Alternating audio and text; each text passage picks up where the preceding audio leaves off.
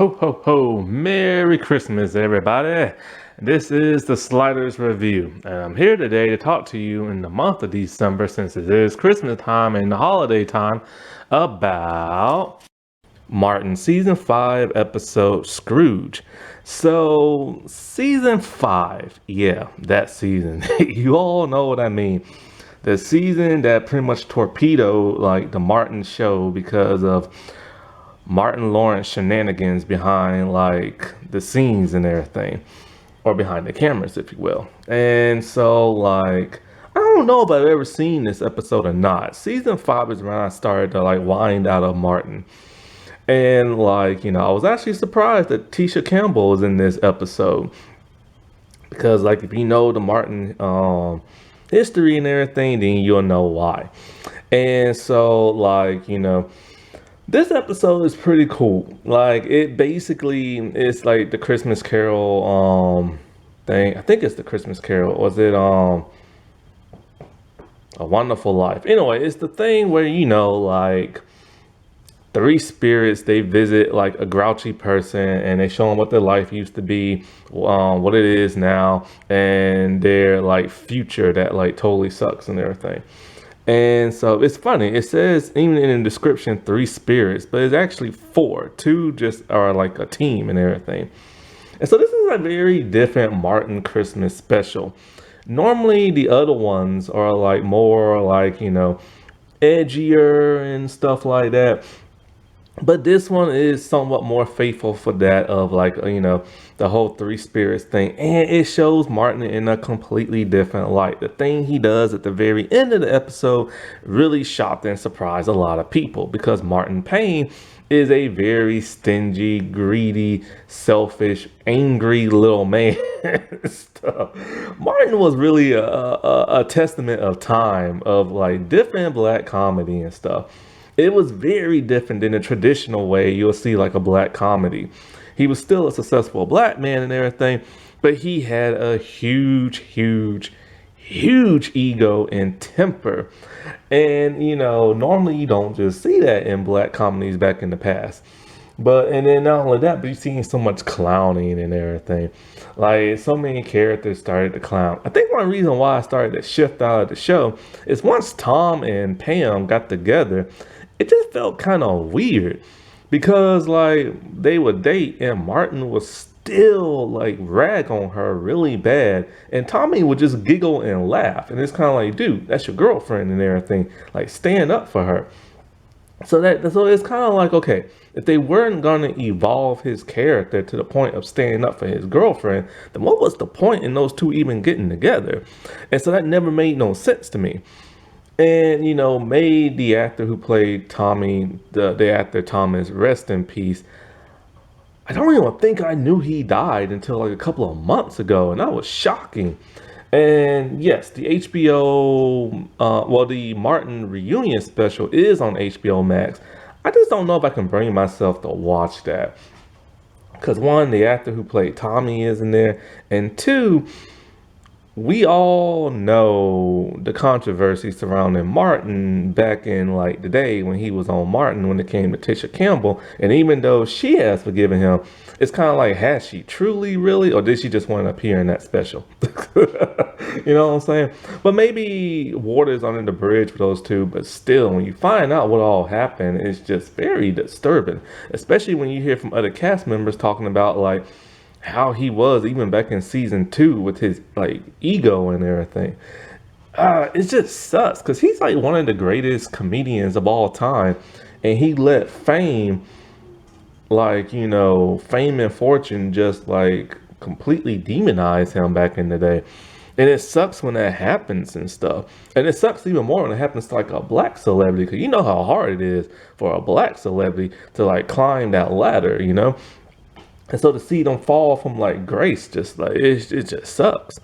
But like this episode is really good, and it is very touching and stuff.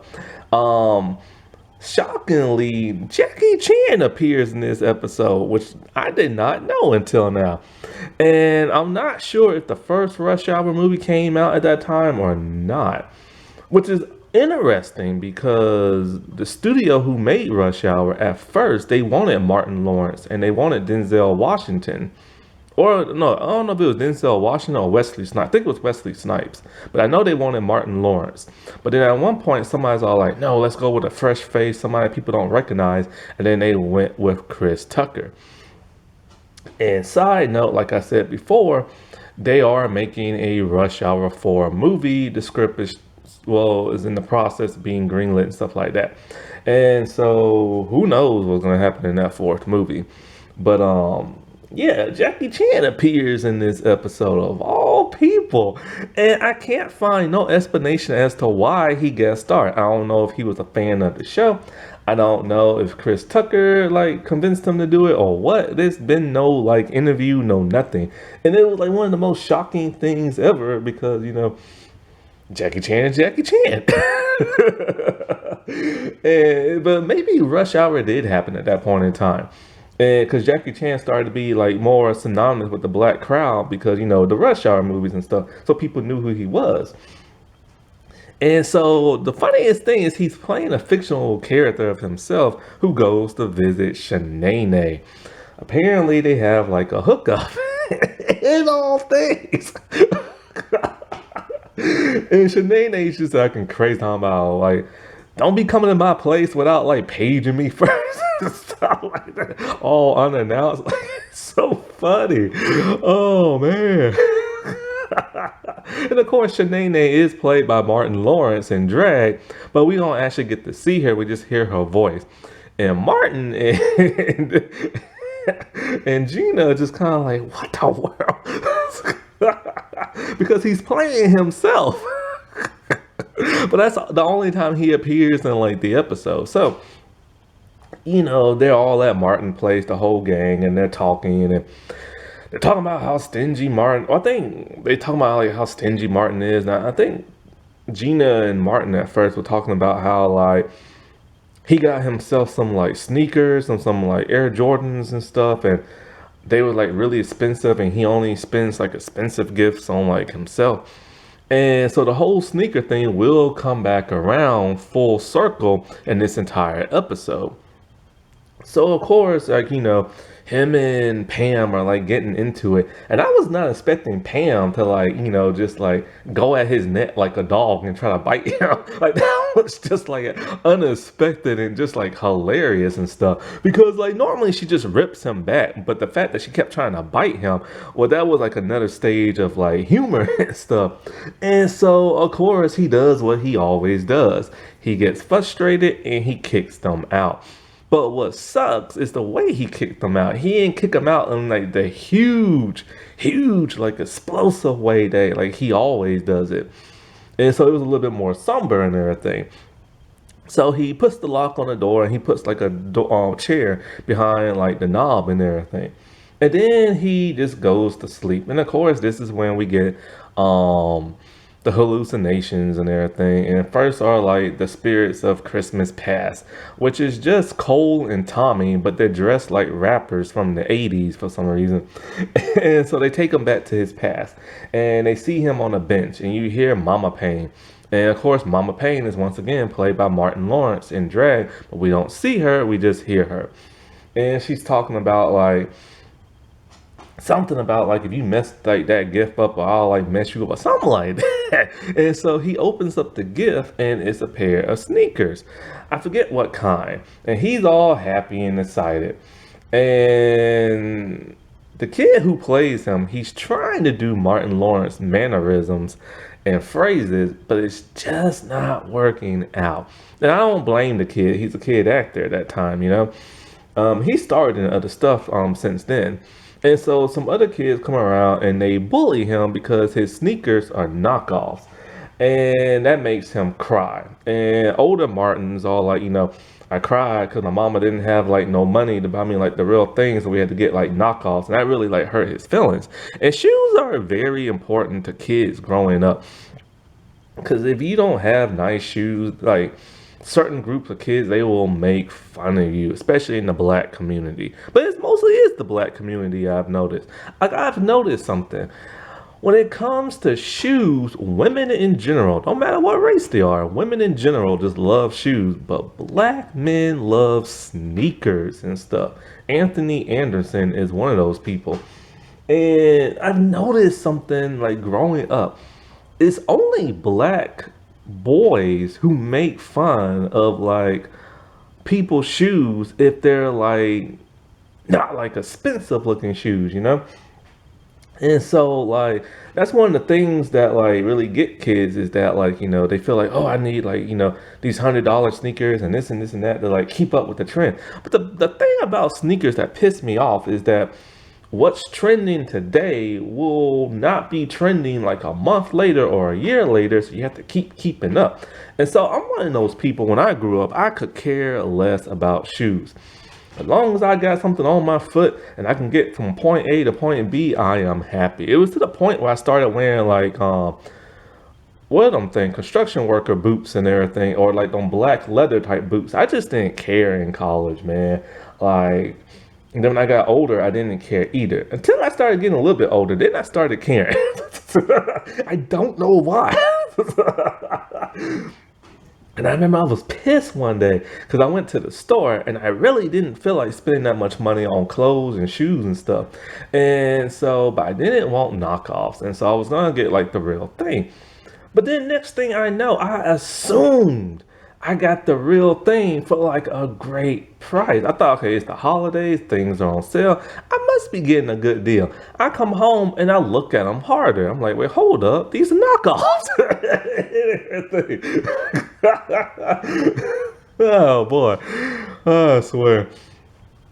And then during the pandemic, it was the first time I ever ordered shoes online. Because I normally don't do that because I want my foot to like fit in it. And of course, they did not fit in them. So I had to like send them back and then get like a new pair and stuff.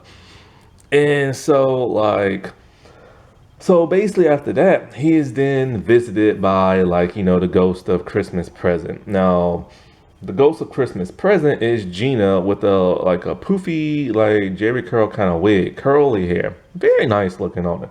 But it makes it look different a little bit. She's wearing like a white dress and everything. And so she shows him like, what Gina feels like, what she thinks of all Martin's gifts. So Pam is making Gina feel bad. They're at Nipsey's and everything. And Nipsey's always talking about Martin never gives him a tip unless it's a verbal tip, and that's to lose weight. And so here, Pam tells her all he does is get you cheap little knockoff gifts and everything like that. And so Gina's and Martin wants her to like defend him, but she can't no more because everything he gets her is very cheap and everything. And, it's to the point where it's kind of like it really makes him feel bad because Gina really wants a nice gift, you know what I'm saying, and to feel like appreciated and stuff. And he doesn't do that. Because one thing he does is like, say Cole gives him like a sweater. Well, he'll give that sweater to Tommy and everything. And so people hate when he does crap like that. And then, so of course, here comes the ghost of Christmas Future. I assume it was going to show him dead, just like in the whole Ebenezer Scrooge thing. But no, it's Pam with the weird wig on her head and like some like glitter on her face and stuff. So she shows him what his future is like in the future. And basically, he's a really old man in a wheelchair, can't walk. Now, the prosthetics on his face look so rubbery, but this was the 90s. So, they was very heavily on like the rubber leather like type stuff. And an older Pam comes in the house and these two are just hamming it up with the comedy. It's to the point where it's not even believable. They're just acting crazy and stuff, which was one of the things that made the show so good. And when he plays multiple characters. And so like she tells him like he want to know where Gina is. And she tells him plain simple, Gina left you years ago and everything. And she has to get back to like Tommy. And so he realizing that, his stingy ways is really affecting his friends and even his love life, because him and Gina are married at that point in time. Boy, talk about some foreshadowing with Tisha Campbell leaving the show. And so, like, he decides he's going to change his ways. And just like in with Ebenezer Scrooge, he showers people with gifts. He gives Pam a very nice necklace. I forget what he gives Tommy and Cole. And so, like, and I forget what he gives Gina. But then the greatest gift of all was this little poor boy walking into Nipsey's. Now, what is a little boy doing in like a bar? I don't understand that. But anyway, the boy goes there and you can see that his shoes are all messed up. Like they're open, they have holes in them, they're flapping and everything, and the boy is really sad. Martin can see that. And this brings back to the whole full circle of the sneaker thing when he was poor growing up. And so like he asks the boy, what size shoe you are and everything. And he tells him. And then Martin does the most generous thing Martin Payne has ever done. He takes his own sneakers off the Air Jordans. I forget what number they are. It's one something. I forget. Anyway. And he gives them to the little boy and everything because they're around the same shoe size, because they're around the same height, because Martin Lawrence is kind of short. And so, like, the boy, at first, he didn't want to take them, but then he does, and he's really thankful for that. And everybody can see the nice, generous gift that Martin did. And he has finally, well, in this episode only, he has opened up his heart and did like a generous thing. Because it's very shocking for him, of all people, to do something like that. And it really is one of those things around the holidays. It's one of those lessons they try to teach you. Don't be selfish, don't be greedy, try to give somebody else something that's in needy. Hey, I kind of rhyme. Bah humbug, that was a good episode. All right, everybody, I'll talk to you later. Bye.